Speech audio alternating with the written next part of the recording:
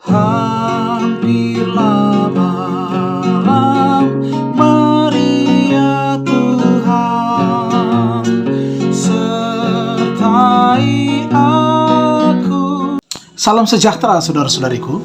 Mari kita tunduk kepala dan kita berdoa. Bapa di surga, pada sore hari ini kami akan belajar lagi firman-Mu. Biar kiranya Roh Kudus memberikan pengertian dan kekuatan menjadi bagian kami. Dalam nama Tuhan Yesus kami persembahkan doa ini. Amin. Baik, kita akan merenungkan firman Tuhan. Dan renungan firman Tuhan pada saat ini berjudul Efesus adalah surat yang dipenuhi Kristus. Sekali lagi, Efesus adalah surat yang dipenuhi Kristus. Saudara boleh baca itu dalam kitab Efesus pasalnya yang pertama, ayat 9 dan 10. Efesus 1 ayat 9 dan 10. Paulus mengumumkan tema suratnya. Nah, bagaimana pekabaran Efesus ini kalau diringkaskan? Dari penjara, Rasul Paulus menyatakan visi tentang rencana Allah yang berpusat pada Kristus setelah genap waktunya dan bagaimana peran gereja di dalamnya. Jadi kitab Efesus itu berbicara intinya tentang Kristus dan juga gereja Tuhan.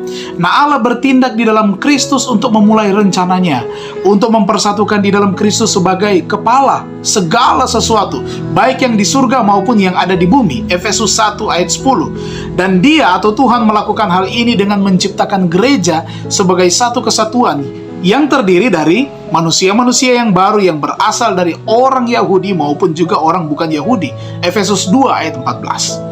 Nah, orang percaya dipanggil untuk bertindak selaras dengan rencana ilahi ini, memberikan peringatan kepada kuasa kejahatan bahwa tujuan akhir Allah sedang berlangsung. Efesus 3 ayat 10. Nah, bagaimana dikatakan dalam Efesus 1 ayat 9 dan 10, kesatuan yang direncanakan Allah adalah kesatuan di dalam Kristus, kesatuan di dalam Kristus. Jadi tidaklah mengherankan untuk menemukan bahwa kitab Efesus adalah surat yang bermandikan tentang Kristus, di mana terdapat pujian terhadap tindakan Tuhan di dalam Kristus dan merayakan akses umat percaya kepada sumber-sumber rohani yang ditawarkan di dalam Kristus. Nah, Paulus menggunakan frasa di dalam Kristus.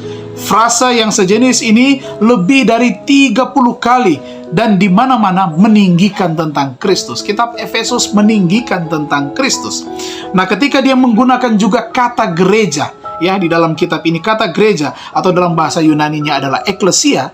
Di dalam suratnya yang dia maksudkan adalah ternyata gereja yang dimaksudkan ini adalah gereja universal, bukan gereja lokal. Nah, dia menggunakan metafora, gambaran yang nyata. 4 diantaranya dikembangkan secara rinci. Ini adalah strategi utama yang dia gunakan berbicara tentang gereja itu. Nah, gambaran yang digunakan oleh Paulus tentang gereja dalam kitab Efesus dikatakan begini. Yang pertama adalah gereja sebagai satu tubuh.